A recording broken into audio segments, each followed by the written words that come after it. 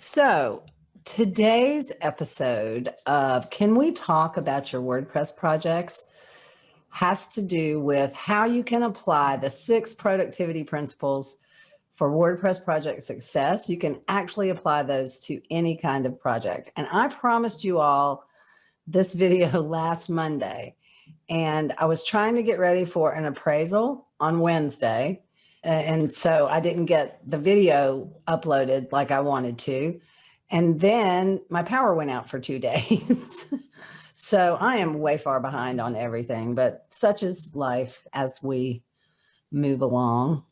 Okay, our 6 principles: define the job in detail, break the job down, get the right resources involved, agree on acceptance criteria, establish a change budget, and estimate the time and cost. Okay, so those things are true in all projects. So my project was that I was getting an appraisal for a refinance. And because I have a tendency, since I live alone, just to let my housework go, there was clutter everywhere and it wasn't probably as clean as it could be. And they say that those things don't matter in an appraisal, but I know they do, because no matter who you are, you're just going to look at things in a better light if they are pretty and nice to look at. So I was a little worried about the curb appeal because I had my house painted last year and the shutters started to peel. And the guy said he was coming back to fix it, but he never came back. So defining the job in detail, I broke it down into 5 things. I needed to declutter and deep clean the house, repaint those shutters, upgrade my fireplace, and you'll see what that means in a minute, repair my kitchen ceiling. This was a rental before I bought it. It was a rental for a long time. And at some point, the landlord took out the exhaust fan. So that means that all of the heat from my stove makes the ceiling paint peel. So I needed to fix that so it didn't look like I lived in a hovel. And I needed to spruce up my backyard. Another weird thing, back in 1932, well, I don't think they did it in 32. I think they did it later. But when they built this house, somebody thought it'd be a great idea just to put down pavers over the entire backyard.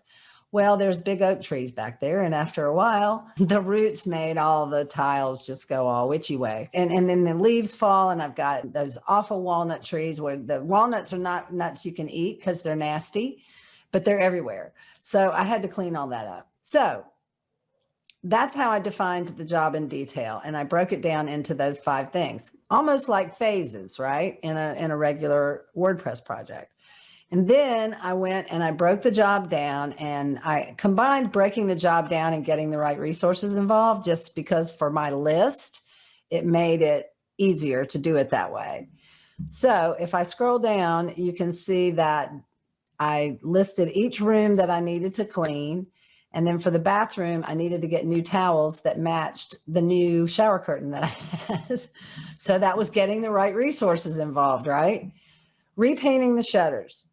Well, I needed to strip them because they still had some paint on them.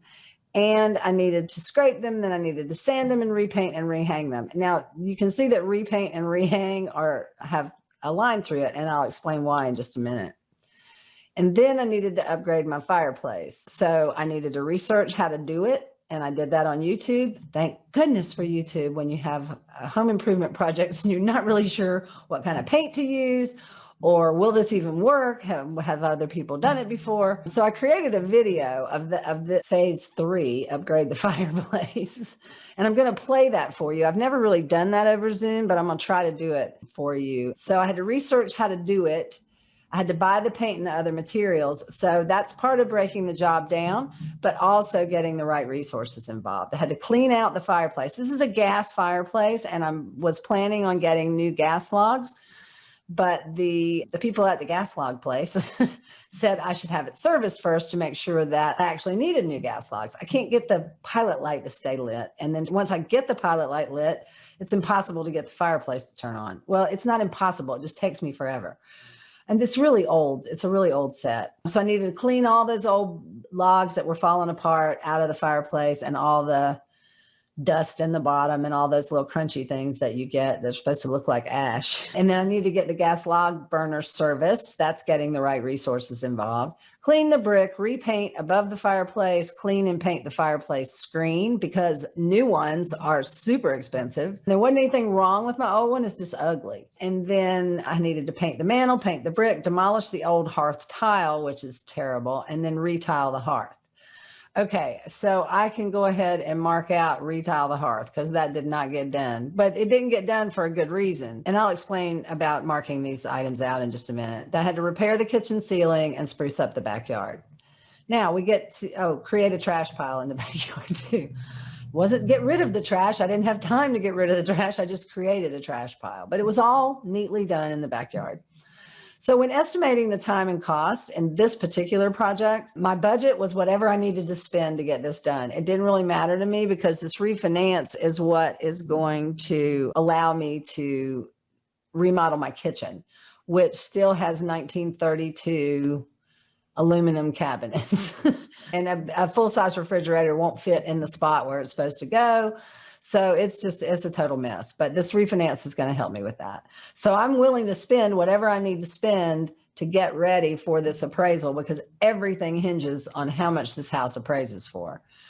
And I allotted myself 4 days and that I was going to prioritize and work on those things that will impact the appraisal first. Now, I did not follow that rule as closely as I should have, and I'll explain in a moment. But establishing a change procedure, what if I don't get those shutters done in time? Well, my fallback was to show the shutters to the appraiser, showing him the progress and that I'm going to hang them up so that I don't get dinged for not having shutters on my house. And the curb appeal really wasn't affected by those shutters not being there. So it wasn't all that big of a deal. And then what if the tile doesn't look right after the painting is done? Well, then I can change the tile that I had picked out. I can take it back and get a different tile. And that actually did happen. So I'll explain. Our principle is agree on acceptance criteria, but I didn't have to agree with anybody because it's just me. But the acceptance criteria is that the house is properly staged to show it at its best during the appraisal. And then what were the issues that came up? Well, I couldn't get the paint off of those shutters. I thought maybe that paint strippers had gotten improved in the last decade since I'd last ever tried to strip paint off of a piece of furniture or a piece of anything. So I thought that was going to help, but it didn't. It just made a big, giant, gummy mess. And I tried and tried. I spent so much time trying to get those shutters stripped so that I could paint them and hang them back up. And I could have better spent that time doing something else because the curb appeal was not affected. But the items that I struck out here were the things that were not that critical to the appraisal. So that's why the items on my list, some of them were struck out because that was the way that I controlled the scope to meet the date, right? And that's what we got to do. Sometimes we got to control the scope to meet the date.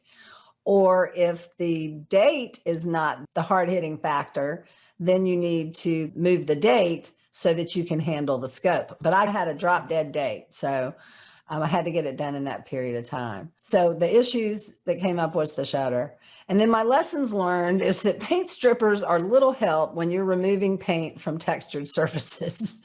You know how my shutters are louvered. So you know how like in the corners of louvered shutters, how hard that would be to get that paint out, especially when it's like not all the way dissolved, but it's kind of gummy. And I had a wire brush and a scraper. Oh, I just spent way too much time on that. So my lesson learned is that paint strippers aren't any better now than they used to be. See, the professionals use a much stronger chemical, but you can't get that in the hardware store. So the true lesson learned is when you see something isn't working or it's above your pay grade or your ability to do it, then you just need to get help.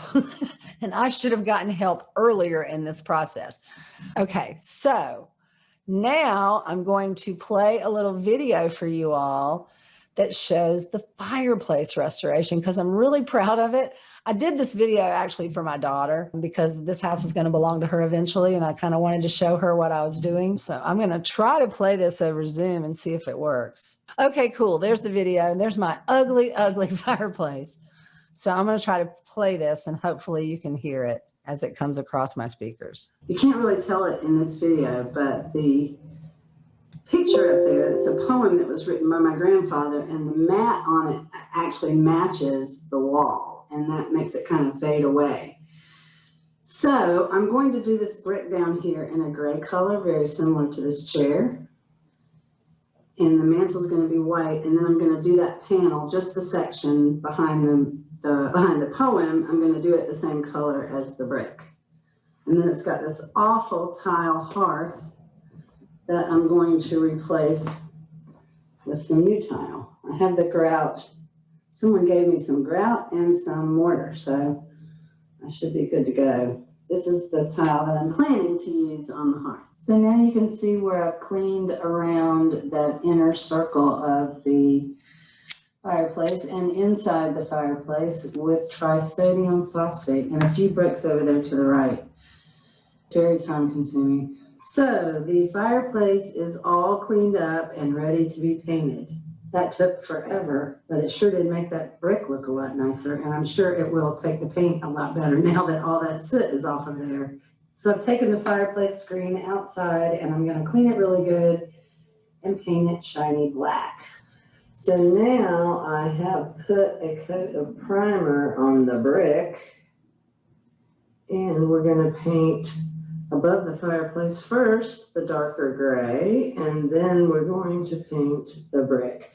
So here is the almost final product. And the reason that I say almost final is because after I laid down a dry run of the tile that I was planning to use on the hearth, I realized that it's just too light. It needs to be darker. So this is the new tile that I chose. It's a darker gray and it's little circles. And so now this is what the actual finished, almost finished project will look like. I say almost finished because everything's done except laying the tile. And since I'm getting new gas logs and they've got to come and do all kinds of work in the fireplace, I'm not going to do that until they're done. Okay, hopefully you weren't bored by that. I was watching it and I thought, I'm kind of bored. So that's my home improvement project, which was a sub-project of the larger project for the appraisal. And the appraisal is supposed to come back today. So we'll see if all my hard work paid off and if I get my ROI, my return on my investment of 5 days of the just horrendous labor. And that also kind of explains to you all why I haven't been posting as regularly as I normally do. And that is because I was working on my house. But hopefully that helps you to see how you can take these principles and apply it to any kind of project. Even going to the grocery store, you're still following those same steps. You might not even realize that you're doing it, but you do. Define the job in detail, break the job down, get the right resources involved, estimate the time and cost, agree on acceptance criteria, and establish a change procedure. So I did most of those things on the project. We still had issues and we had lessons learned too. And I wrote them down and I'm never using paint stripper again. So thanks for joining everybody. Thanks for watching this episode of Can We Talk About Your WordPress Projects? Even though it wasn't totally about WordPress projects, I hope you enjoyed seeing that and a little bit about what I've been doing lately that's kept me a bit distracted from you guys and the WP Project Managers Academy. So we will have our Friday chat on Friday. And before Friday, I'm going to actually put out a schedule of the live trainings as well as the Friday chats. So thanks for watching, guys. Until I see you next time, be sure to stay productive, stay strong, and never stop learning. See you guys.